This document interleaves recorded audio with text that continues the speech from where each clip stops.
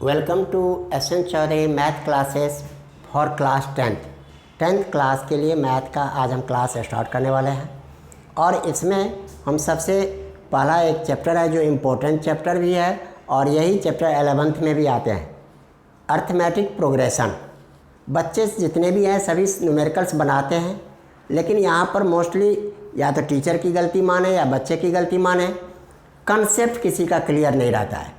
ये सीक्वेंस क्या है, सीरीज क्या है, ये सब बातें उन्हें पता नहीं रहता है। न्यूमेरिकल बनाते चलते जिसके कारण क्या होता है, कोई भी numerical mathematics is very easy. Mathematics is very easy if you know the importance of P for practice, P for patience and P for performance. यदि आप प्रैक्टिस करते हो मैथ में, आप पेशेंस रख के न्यूमेरिकल बना रहे हो तो अपने आप परफॉर्मेंस अच्छा आ जाएगा। इसलिए मैथमेटिक्स सबसे हल्का है, लेकिन यहाँ बच्चे मैथ देख के ही डरते हैं। मैथमेटिक्स सबसे हल्का, लेकिन यदि आपका कंसेप्ट क्लियर, मोस्टली स्कूल में या कोचिंग इंस्टीट्यूट में या कहीं भी केवल न्यूमेरिकल बना देते हैं। अरे न्यूमेरिकल बनाने से नहीं होगा, पहले कंसेप्ट आप उनको समझाइए, न्यूमेरिकल तो बच्चे अपने आप बना लेंगे। तो आज इसी में हम आपको चैप्टर जो शुरू करने वाले हैं, अर्थमेटिक प्रोग्रेशन चैप्टर 5 जो है अर्थमेटिक प्रोग्रेशन है। चैप्टर हम लिखते हैं, लेकिन इसमें देखो पहले हम क्या लिखते हैं। सबसे पहले आप आ जाओ, यहाँ पर चैप्टर का नाम लिख लो, अरिथमेटिक प्रोग्रेशन। अर्थमेटिक प्रोग्रेशन ये चैप्टर है, चैप्टर 5 है आपके पास। चैप्टर 5 एनसीईआरटी का चैप्टर 5 है।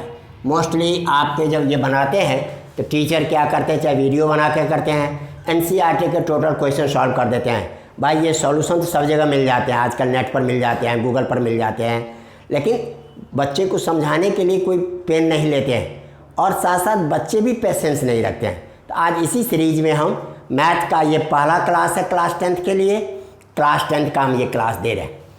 इसमें सबसे पहले सीखो बेटा, व्हाट इज़ सीक्वेंस। सीक्वेंस क्या चीज़ है, पहले ये सीखो। अब मोस्टली बच्चों से हम पूछते हैं what do you mean by sequence, sequence क्या चीज़ है ये पहले बताएं। तो सीक्वेंस ही नहीं बता पाते हैं, फिर सीरीज क्या है पता नहीं, न्यूमेरिकल बना देते हैं। इससे कंसेप्ट क्लियर नहीं होता है। और यदि न्यूमेरिकल कोई क्वेश्चन थोड़ा हटके पूछ लिया तो बच्चे बना नहीं पाते हैं। तो आप सीक्वेंस में देखो बेटा, पहला point, the arrangement of numbers arranged according to some definite rule is called sequence.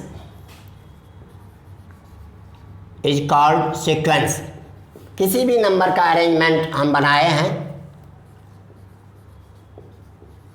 किसी भी नंबर का अरेंजमेंट हम कर दिए, उसके किसी नियम के अनुकूल हो रहा है। कई बार आपको दे देते हैं बड़े बड़े क्वेश्चंस, जैसे आपको बच्चे क्लास में क्या देते हैं, बेटा बताओ 1 + 2 + 3 से लेके यहाँ तक 10 दे दिया। अब बच्चे को कह देते हैं बनाओ। बच्चे इसको क्या करते हैं, 1 से लेके 10 तक को ऐड करेंगे, 1 + 2 3 + 3 6, इस तरह से ऐड करेंगे।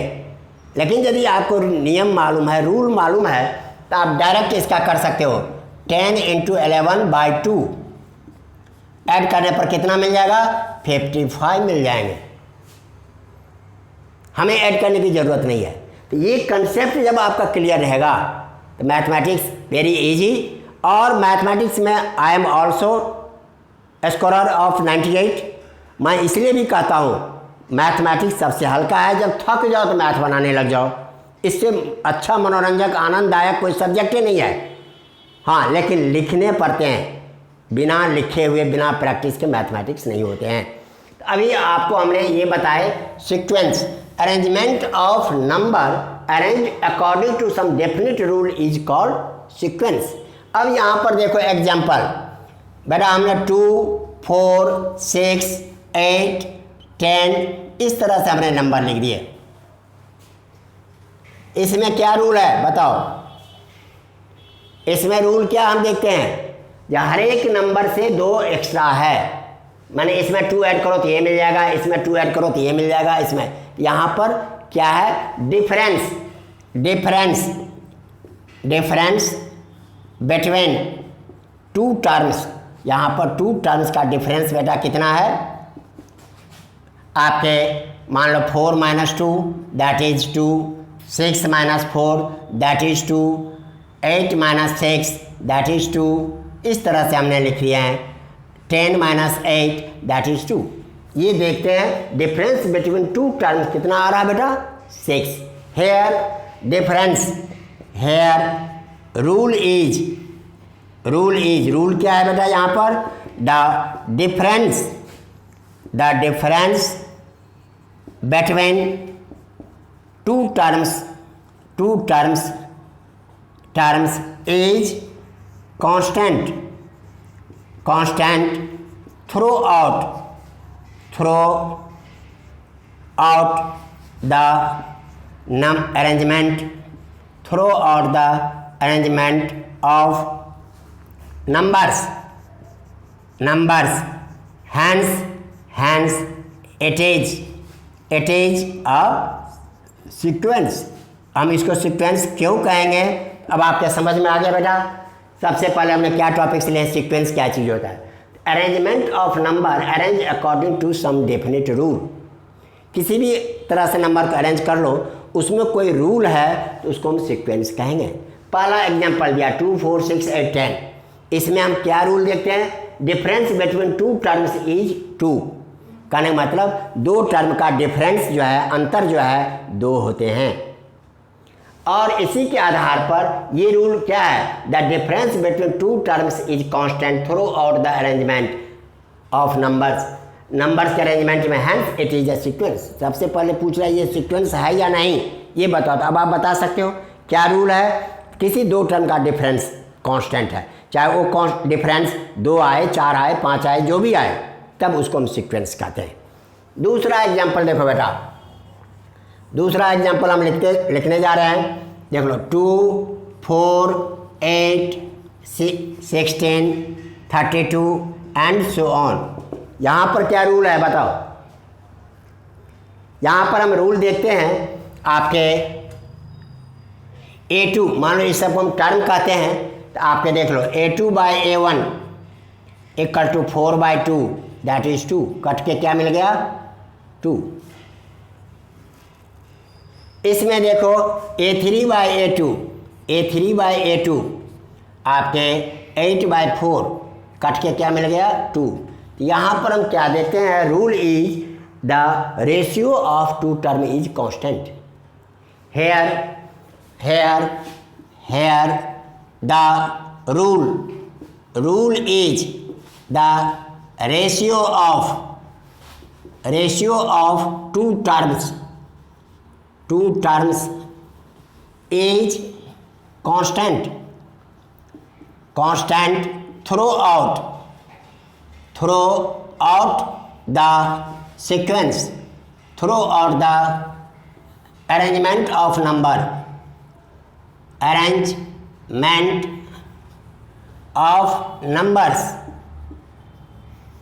numbers hence it is a sequence। इसलिए इसको हम क्या कहते हैं बेटा, सीक्वेंस कहते हैं। किसी भी अगले नंबर को पिछले नंबर से डिवाइड कर दो तो रेशियो वही आना चाहिए, जैसे यहाँ रेशियो 2 आ रहे हैं सब जगह, इसको भी हम सीक्वेंस कहेंगे। सीक्वेंस का दूसरा एग्जांपल देखो, एग्जांपल सी। अब हमने क्या किया, 1/2, 1/4, 1/6, 1/8 एंड सो ऑन। अब यहाँ भी एक रूल है, यहाँ भी अरेंजमेंट ऑफ नंबर हमने कर दिया। तो रूल क्या है यहाँ पर, जब ब्रेन लगाओ, हमने इसी नंबर के किए हैं, यहाँ पर देख लो, द रूल, रूल क्या है, the reciprocal of each term, reciprocal of terms is a sequence जिसका नाम अभी हम लिख देते हैं एपी, अभी हम तत्काल एपी लिख दिए।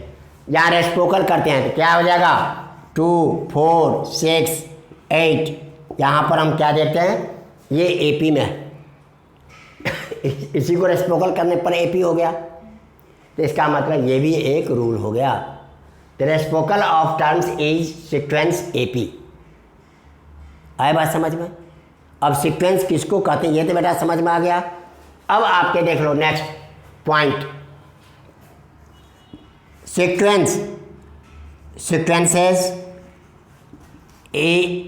sequences are of mainly following types. ये सीक्वेंस कितने टाइप्स के होते हैं? पहला अरिथमेटिक सीक्वेंस, दूसरा ज्योमेट्रिकल सीक्वेंस, तीसरा हार्मोनिक सीक्वेंस। अब देखो अरिथमेटिक सीक्वेंस ये हो गया, जब डिफरेंस लिखे तो ये आपके हो गए। एग्जाम्पल यहीं लिख देता हूँ, जैसे 2, 4, 6, 8 एंड सो ऑन। इसका एग्जाम्पल अब आपको हम बता चुके हैं, 2, 4, 8, 16 एंड सो ऑन। और इसका हमने बता दिया 1/2, 1/4, 1/6 एंड सो ऑन। ये आपके अलग अलग थे। अब कहोगे सर 10th में तो ये सब नाम नहीं सीखे, तो बेटा इंट्रोडक्टरी तो सीख ही सकते हैं ना, कितने टाइप के होते हैं इतना तो हम जान सकते हैं। एक एक एग्जाम्पल अभी यहाँ पर देखते हैं, मैथ ओलंपियाड में जाते हैं पेपर के लिए, बच्चे आते हैं पेपर दे के कहते हैं सर पता नहीं था, कहाँ से पूछ लिया। अरे बेटा मैथ ओलंपियाड जो होता है, जैसे आप 10th में देने जाते हो तो 10th का सिलेबस, 8 का सिलेबस, 9 का सिलेबस और थोड़ा बहुत एक्स्ट्रा 11th का सिलेबस, इस सबको कवर करके जब चलते हो तब मैथ ओलंपियाड में आप सेलेक्ट होके आते हो। अब यहाँ तैयारी किसी ने किया नहीं, मैडम ने बस 200 रुपये का फॉर्म दे दिया, चलो भाई फॉर्म भर दिए, चलो एक सर्टिफिकेट तो मिल गया ना अपियरिंग की, तो ऐसा पेपर देने से क्या फ़ायदा। हम यहाँ पर बीडी गुरुकुल में आपको जब भी कोई टॉपिक्स पढ़ाएंगे तो हमारा स्टैंडर्ड यही रहता है, जो सिलेबस CBSE का भी कवर करे, national talent search exam NTSE का सिलेबस कवर करे और ओलंपियाड का भी सिलेबस कवर करे। तो आप जब थोड़ा बहुत नॉलेज लेके चलोगे और मेहनत करोगे तो हम आपको शिखर तक पहुंचा देंगे। आए बात समझ में? यहाँ तक था सीक्वेंस के। अब ये सीक्वेंस जब आप सीख लिए, कितने टाइप का सीक्वेंस सीखा आपने? अरिथमेटिक, ज्योमेट्रिकल और हार्मोनिक। आपके कोर्स में मेनली ये है, NCERT की किताब में। वैसे भी इस बार लॉकडाउन के कारण सिलेबस कटे हुए हैं, तो आप इस बार यहाँ तक देख सकते हो। आ गया बात समझ में? अब आप आ जाओ, सीक्वेंस जब समझ गए हो तब आप आ जाओ, यहाँ पर हमने सीक्वेंस लिखा है तो प्रोग्रेशन। अब आप सीखो प्रोग्रेशन क्या चीज़ है। रब करो बेटा, लिख लिए पूरा, very good.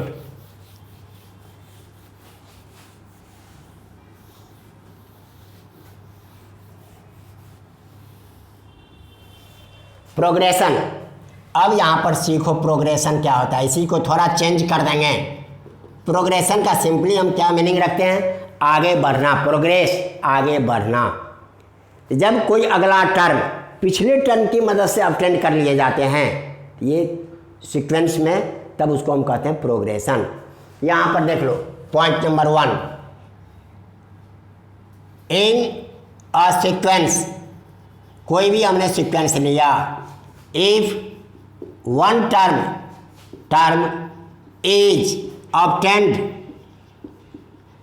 obtained by, in a sequence if one term is obtained by proceeding terms by any rule, by a definite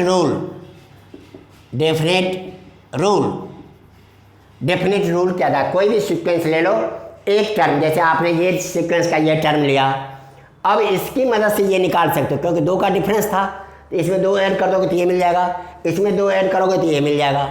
ये अर्थमेटिक सीक्वेंस हो गया था। और यहाँ पर हमने क्या देखा था? इसको डिवाइड करेंगे इससे तो 2 मिलेगा, इसको डिवाइड करेंगे इससे तो 2 मिलेगा, तो डिवीजन करके हम देखते हैं तो उसको मल्टीप्लाई करके निकाल लेंगे। तो इस आधार पर कहते हैं in a sequence if one term is obtained by proceeding term by a definite, by को हटा बेटा, using a definite rule, then sequence is called progression, तब उसको हम प्रोग्रेशन कहते हैं। देखो दोनों सेम ही चीज़ है, लेकिन हल्का सा नाम में थोड़ा डिफरेंस है।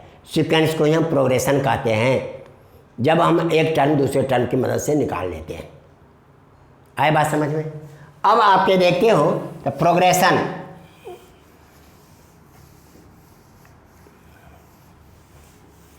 अब आपके देख लो types of kinds of progression. तो आपके कोर्स के लिए इतना ही बहुत रहेगा। प्रोग्रेशंस ये आपके 3 टाइप्स के होते हैं। पहला अरिथमेटिक प्रोग्रेशन, शॉर्ट में इसी को हम एपी लिखते हैं। दूसरा हमारे पास है ज्योमेट्रिकल या ज्योमेट्रिक प्रोग्रेशन, शॉर्ट में इसी को हम जीपी लिखते हैं। सी में देख लो हार्मोनिक, जो हमने नाम वहाँ सीक्वेंस डाले थे उसी का नाम यहाँ पर हार्मोनिक प्रोग्रेशन, इसको हम शॉर्ट में एचपी लिखते हैं। अब इसी में से एक बच्चे से पूछिए एचपी क्या होता है, तो चल हिमाचल प्रदेश, यहाँ हिमाचल प्रदेश नहीं बल्कि हार्मोनिक प्रोग्रेशन है। अब यहाँ पर देख ले शॉर्ट में इसी को लिखते हैं। आगे बात समझ में? अब हमें मेनली यहाँ पर सबको डिटेल से चलना है, तो आपके कोर्स के हिसाब से मेनली मुझे एपी पर चलना है, इसलिए हम थर्ड में अब पॉइंट चलते हैं। नेक्स्ट पॉइंट अब लेके चलो arithmetic progression. Arithmetic progression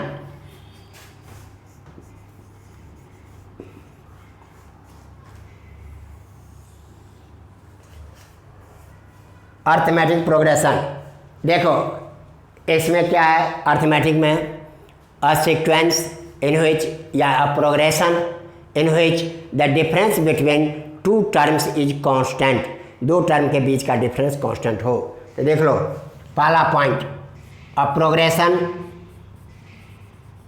progression लिखो बेटा या सीक्वेंस लिखो, और sequence in which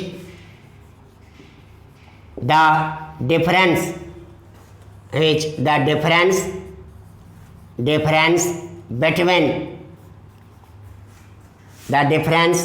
between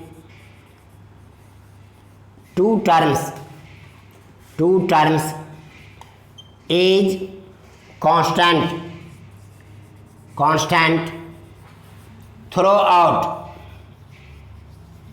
throughout the sequence.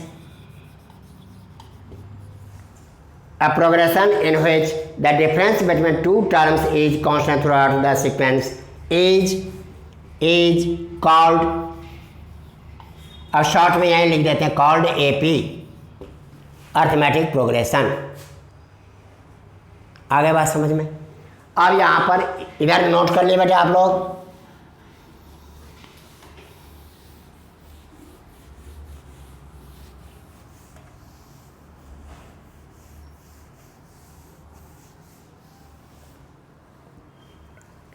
अब आपके नेक्स्ट में पॉइंट में आ जाओ। एग्जाम्पल जैसे आपके 1 2 3 4 5 हेयर ईच टर्म, या यहाँ पर लिखते हैं ईच कॉन्स्टिट्यूएंट, इसको ये पूरा सीक्वेंस का ये कॉन्स्टिट्यूएंट कहलाएगा, पार्ट कहलाएगा। तो हर एक पार्ट को हम यहाँ पर टर्म कहते हैं। अब यहाँ पर एपी में है या नहीं, तो देख लो, here each constituent of the sequence is called terms, इसको हम टर्म्स कहते हैं। यहाँ पर जैसे ये टर्म कहलाएगा, ये टर्म कहलाएगा, ये टर्म कहलाएगा। एंड यहीं पर लिख लो, and it is denoted by, it is generally denoted by a, कुछ बुक में टी लिखते हैं, T1 T2 T3 लिखते हैं टर्म के हिसाब से। आपके एनसीईआरटी का यहाँ A1 A2 A3 लिखा हुआ है, ए और A1 A2 A3 and so on, मान लो AN तक, ये सब टर्म कहलाते हैं। देयरफॉर A1 इक्वल टू क्या हो गया 1, A2 इक्वल टू क्या हो गया 2, इन सबको हम टर्म कहते हैं। तो पहला टर्म, दूसरा टर्म। A3 इक्वल टू बेटा क्या हो गया 3। अब इस तरह से जो आप टर्म लिखते हो, अब देखो हमने क्या कहा, ये AP में है या नहीं, तो पहले तो यही चेक करना पड़ेगा न्यूमेरिकल्स में। इनमें AP का डेफिनेशन हमने क्या दिया था, difference between two term is constant. तो अब आप देख लो नाउ, अब आपके देख लो A2 minus A1 that is 2 minus 1 equal to 1, A3 minus A2 3 minus 2 equal to भी 1।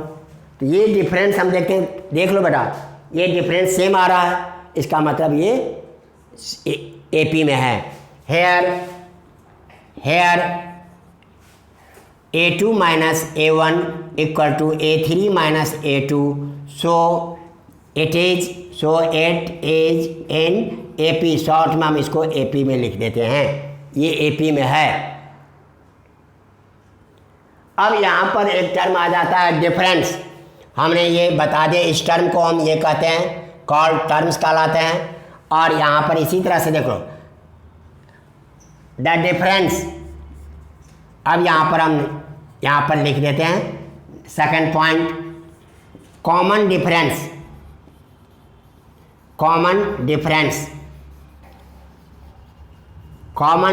किसको कहते हैं, द डिफरेंस बिटवीन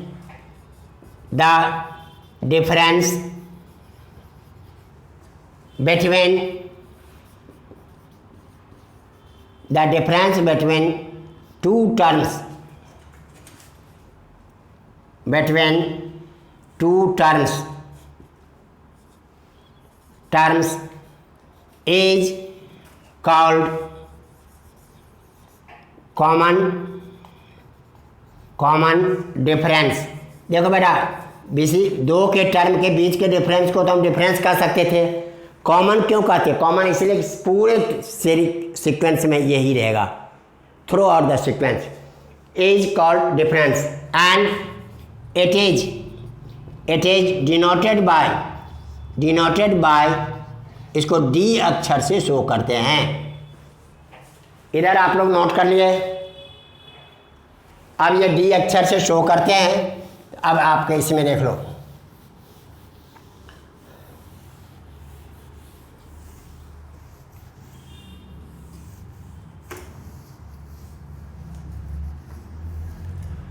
अब आप देयरफॉर D इक्वल टू क्या हो गया A2 minus A1, A3 minus A2, चाहे A4 माइनस A3, जो भी निकालो एंड सो ऑन, ये हमेशा D ही कहलाएगा। आ गया बेटा समझ में, D के बारे में नॉलेज हो गया। अब आपके देख लो टर्म्स, थर्ड में देखो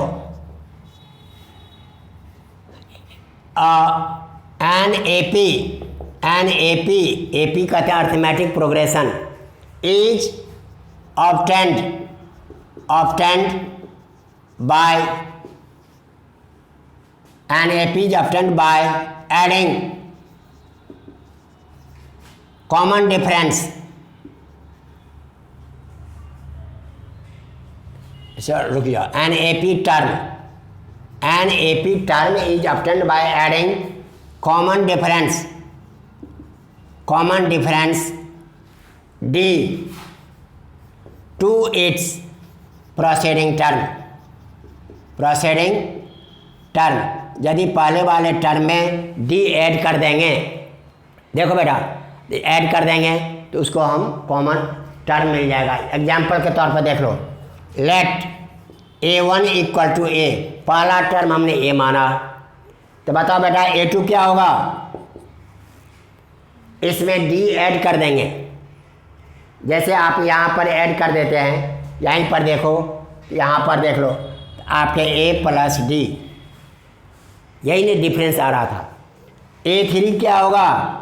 A2 plus D, that is A plus D, तो ये था, और plus D, that is A plus 2D। A4 बताओ मैं कितना लिखें? A4 में इसमें हम D ऐड करेंगे। सर इसमें A2 है और प्लस D है। हाँ, A2 का वैल्यू तो ये निकला, तो वो हमने यहाँ लिखा, और ये D है। अच्छा, हमने A2 यहाँ निकाल लिया बेटा, A प्लस D। अब यहाँ A2 लिखे हैं, उसमें D ऐड करेंगे तो A3 मिलेगा। तो अब A2 की ये वैल्यू हमने यहाँ पुट कर दिए, अब प्लस D तो है ही, तो मिलके हो गया A प्लस 2D। नहीं समझे? A को इसमें D ऐड करेंगे तो ये मिल गया, इस पूरे में D ऐड करेंगे तो ये मिल जाएगा, और इस पूरे में D ऐड करेंगे तो ये मिल जाएगा। जैसे देख लो, A3 प्लस D, अब A3 की वैल्यू कितना है? A प्लस 2D, अब plus D equal to A plus 3D हो गया। इस तरह से therefore AP will be, AP क्या मिल जाएगा हमें? ये A plus D, A plus 2D, A plus 3D and so on, ये AP मिलता चला जाएगा। इसमें A D ऐड किए तो ये मिला, इसमें D ऐड किए तो देख लो ये मिला, इसमें D ऐड किए तो ये मिला, और इस तरह से आपके और ये मिलते चले जाएंगे। अब कहीं भी AP लिखना है तो आप ये लिख दोगे तो काम चल जाएगा। आ गया बात समझ में? अब देखो बेटा, AP का ये हो गया। अब इसमें बाद हमारे पास आते हैं जनरल टर्म। अब यहाँ पर जनरल टर्म का मतलब होता है nth टर्म, कोई भी एक टर्म निकालना। वो आपको मालूम नहीं है 20वां है, 25वां है, 100वां है, nth टर्म है, कोई भी nth टर्म निकालना है, मुझे मालूम नहीं है।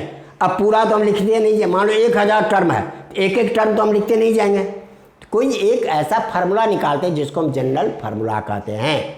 अब वो फार्मूला जनरल कैसे निकालते हैं वो देखो, यहाँ तक नोट कर लिए बेटे, आपकी समझ में आ गया। अब फोर्थ में देख लो, nth टर्म, इसको हम क्या कहते हैं? nth टर्म या general term of an AP, किसी AP का जनरल टर्म निकालना है। आगे बात समझ में? अब ये हम कैसे निकाले हैं तो देख लो, let first term of an AP, किसी AP के पहले टर्म को हमने A मान लिया। कॉमन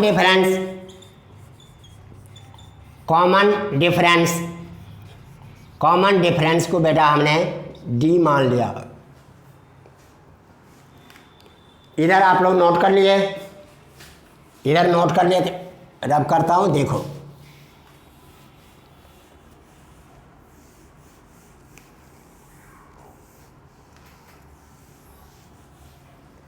अब यहाँ पर हम एक रिलेशन निकालना चाहते हैं।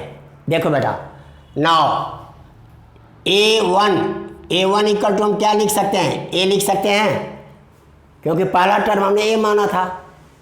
और A2 इक्वल टू क्या लिख सकते हैं मैं? बोलो। A plus D। Good, A plus D लिख दिया हमने। A3 इक्वल टू हम क्या लिख सकते हैं, A plus 2D. A plus इसमें एक D और ऐड कर देंगे 2D। A4 क्या लिख सकते हैं बेटा, A plus 3D. A plus 3D।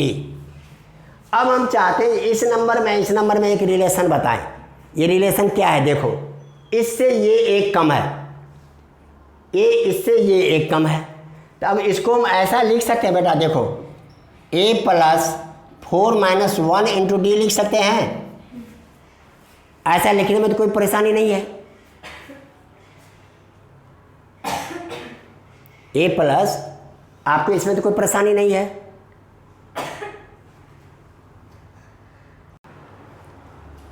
अब देखो बेटा यहाँ पर आपने क्या रिलेशन देखा, 4 से ये एक कम था, इससे एक कम है, तो इसको हम ऐसे लिख सकते हैं A plus 3 minus 1 into D. अब इसके आधार पर यहाँ पर हम क्या लिख सकते हैं, बताओ मैथ, यहाँ 2 है यहाँ 1 है, तो 1 का मतलब 2 minus 1. गुड 2 माइनस 1 लिख सकते हैं बेटा। अब इसको क्या करें, यहाँ तो 1 है, यहाँ कुछ है ही नहीं, d that is 0 into D. आपके समझने के लिए हम ये लिख सकते हैं, किसी भी नंबर में 0 तो हम ऐड कर सकते हैं ना, और 0 ऐड करते हैं तो देखो क्या लिख सकते हैं इसको, a प्लस 0 इंटू डी लिख सकते हैं, that is equal to a plus 1 minus 1 into D लिख सकते हैं। आ गए बेटा समझ में। अब यहाँ तक जब आपके समझ में आ गए, इसी आधार पर चलो हमने क्या रिजल्ट देखा, ये इससे ये एक कम है। अब इस रिजल्ट के आधार पर यदि हमने यहाँ पर an लिख दिए, an लिख देंगे तो यहाँ पर क्या होगा रिजल्ट बताओ, a प्लस इससे एक कम तो n minus 1 into D. There here an is called nth term of an AP, और इसी को कहते हैं बेटा general term of an AP। कुछ बुकों में इसे TN लिखते हैं, तो देयरफॉर आपका फार्मूला क्या बन गया, AN equal to A plus n minus 1 into D. यहाँ तक आपके समझ में आ गए, Yes sir. ओके। Yes. अब इस AP के ऊपर कुछ और भी टॉपिक्स हैं, जैसे हम कैसे बनाते हैं, तो देख लो। यहाँ तक आपके क्लियर हो गए, तो मेरे हिसाब से इसके आधार पर हम सवाल बना सकते हैं बहुत कुछ। फिर भी देखो 4th पॉइंट इधर मिटा दो बेटा,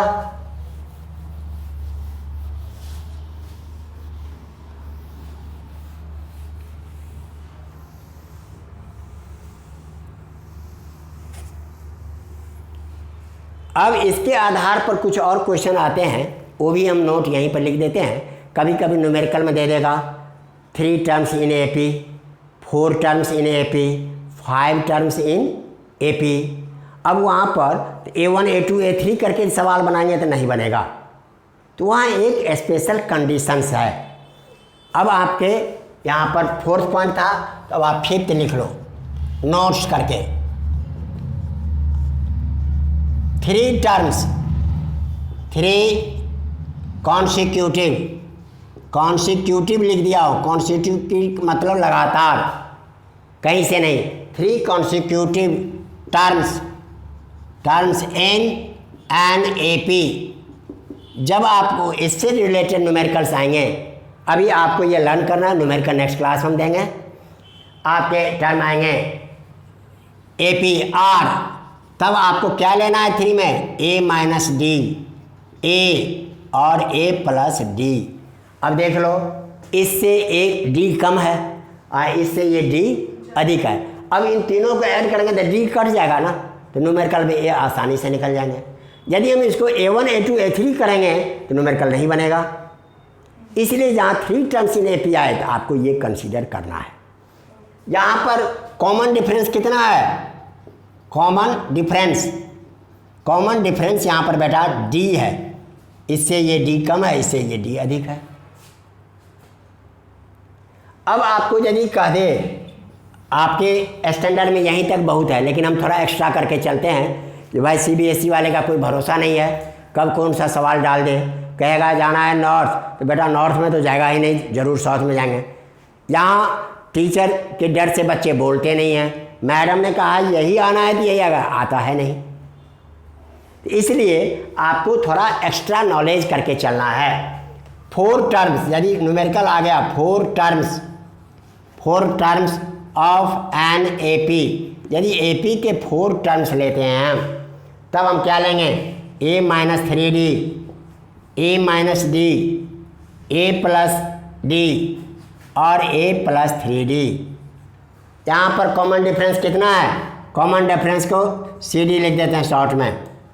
कॉमन डिफरेंस इससे देख लो, इससे 2D कम है, इससे ये 2D अधिक है, इससे ये 2D अधिक है। यहाँ पर कॉमन डिफरेंस हो गया 2D के बराबर, एक टर्म से दूसरे टर्म में। इसी तरह से यदि आपको दे दिया C point 5 terms of an AP, मान लो 5 टर्म AP में है और इसको निकालना है, तो बेटा देख लो यहाँ पर A - 2D, A - D, A + D, A + 2D, ये हम कंसीडर करते हैं तब न्यूमेरिकल्स बनाते हैं। आए बात समझ में? तो देखो बेटा आज ये AP का पहला लेक्चर है। आज हमने आप लोगों को थ्योरी समझा दी है इसके। नेक्स्ट क्लास में हम इससे रिलेटेड जितने न्यूमेरिकल्स हैं उसको डिस्कस कर देंगे। हर टाइप का एक न्यूमेरिकल हम बना के दिखाएंगे, एक आपसे बना के देखेंगे। हाँ, हम जो न्यूमेरिकल देते हैं किसी बुक से कहीं किताब से नहीं मैच करेगा, फ़ौरन सोचते हैं, फ़ौरन न्यूमेरिकल देंगे, फ़ौरन उसका सॉल्यूशन करके दिखाएंगे। उसी के नीचे 2-4 न्यूमेरिकल एक्स्ट्रा हम लिख देंगे आपके लिए। ओके, और ये सारे वीडियो देखो, आपको पसंद आए इसे लाइक, सब्सक्राइब और शेयर ज़रूर करना। Thank you.